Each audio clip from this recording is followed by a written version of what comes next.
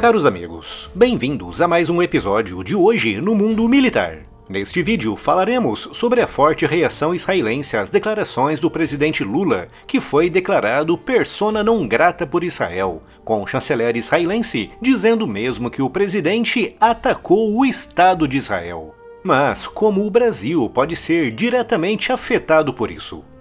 E se ainda não está inscrito no canal, inscreva-se já e acione o sino das notificações para não perder nenhuma novidade. Neste domingo, 18 de fevereiro, o presidente Lula, durante um discurso na Etiópia, comparou a guerra travada por Israel contra os terroristas palestinos do Hamas na faixa de Gaza com o holocausto perpetrado pelos nazistas na Segunda Guerra Mundial, que deixou cerca de 6 milhões de judeus mortos. A declaração de Lula foi feita após ter sido questionado sobre a suspensão dos fundos entregues por alguns países para a UNRWA, a agência da ONU para os refugiados palestinos. Após ter sido descoberto que alguns funcionários dessa agência atuaram diretamente nos ataques terroristas em Israel, diversos países, como os Estados Unidos, que até então era o principal doador, anunciaram a suspensão dos fundos. Recentemente foi descoberto um túnel do Hamas, mesmo por baixo da sede dessa agência da ONU na faixa de Gaza. Um túnel contendo o principal data center do Hamas e equipamentos avançados de comunicação e processamento de dados, com Israel alegando que essas instalações do Hamas usavam eletricidade e internet da sede da ONU para os refugiados palestinos. Mas, apesar dessas duas evidências ligando aquela agência da ONU com os terroristas do Hamas, o presidente Lula anunciou que o Brasil aumentará o valor das doações para a agência. E foi justamente em reação ao corte internacional desses fundos que Lula acusou Israel, mais uma vez, de estar realizando um genocídio na faixa de Gaza, afirmando ainda que o que está acontecendo ali não existe em nenhum outro momento histórico, com a exceção do Holocausto, quando Hitler assassinou cerca de 6 milhões de judeus. A reação israelense foi imediata, com o chanceler Israel Katz convocando o embaixador brasileiro para uma chamada de repreensão. O chanceler disse ainda que as palavras de Lula foram vergonhosas e graves e que ninguém pode prejudicar o direito de Israel se defender. O primeiro-ministro israelense Benjamin Netanyahu também reagiu de imediato, dizendo que Lula desrespeitou a memória dos 6 milhões de mortos no Holocausto ao fazer aquela comparação, com Netanyahu classificando Lula como um antissemita virulento. E nesta segunda-feira, 19 de fevereiro, o chanceler Israel Katz, ao lado do embaixador brasileiro Frederico Meyer, declarou Lula persona non grata em Israel, referindo que essa classificação permanecerá até que ele se retrate e peça desculpas. O chanceler israelense disse ainda que as declarações de Lula, além de desrespeitarem a memória das vítimas do Holocausto, representam um ataque direto ao povo judeu e ao próprio Estado de Israel. Com uma reação assim tão incisiva, quais podem ser as repercussões para o Brasil e os brasileiros? Até agora, os israelenses estão limitando a sua reação ao plano diplomático, com a classificação de Lula como persona non grata e a convocação do embaixador brasileiro. Mas, se Lula insistir nas acusações e ataques contra Israel e, principalmente, se continuar comparando Israel ao Holocausto nazista, Israel poderá avançar para ações mais incisivas em outras áreas, com destaque para o setor da defesa. Os israelenses estão na vanguarda do desenvolvimento de drones, com o Brasil se associando com Israel para a compra e o desenvolvimento de novas aeronaves não tripuladas. Se houver uma ruptura com Israel, o nosso país perderá a oportunidade de avançar com os israelenses nessa área tão vital para a defesa.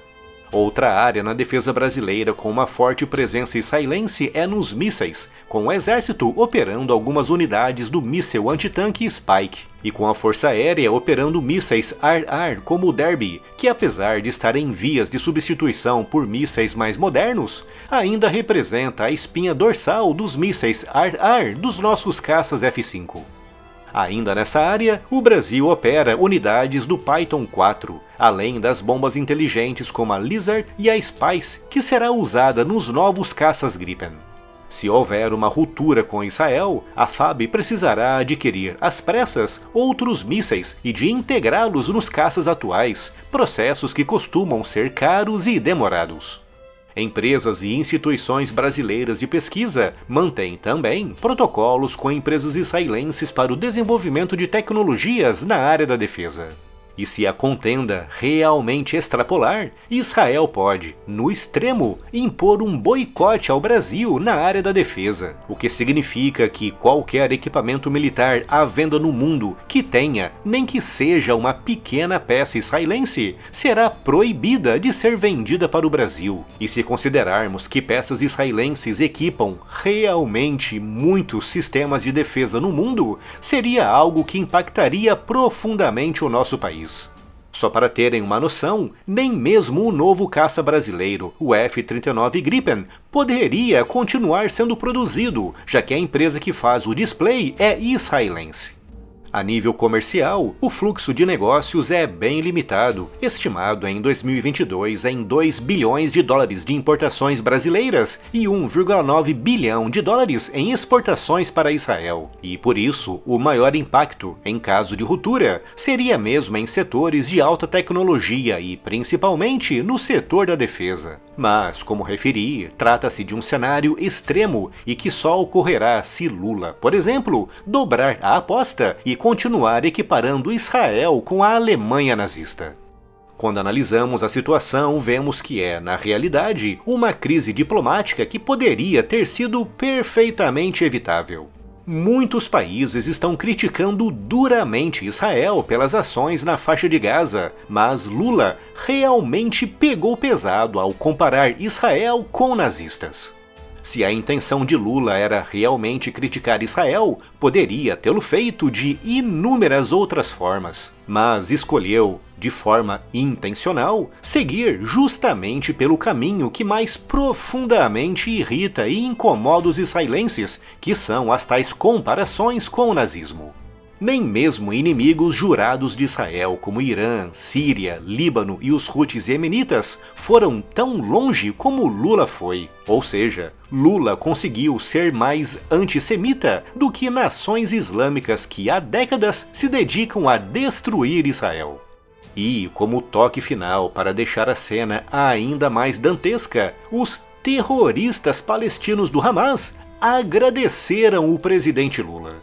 Os mesmos terroristas que invadiram Israel no dia 7 de outubro, matando mais de 1.200 pessoas, sequestrando outras 250, e que usam os civis palestinos na faixa de Gaza como meros escudos humanos, enviaram uma notinha ao presidente Lula, agradecendo a sua declaração.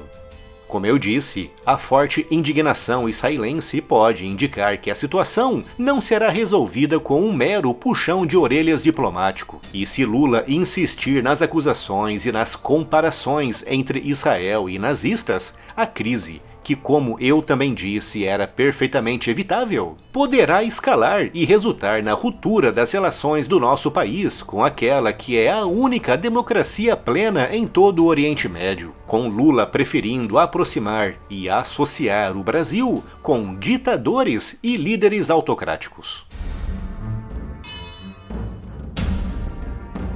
Siga as notícias e as novidades do mundo militar também no Spotify. Conteúdos novos em formato podcast todos os dias. Siga-nos por lá e leve o conteúdo do canal para onde você for. É só clicar no link que está aqui na descrição.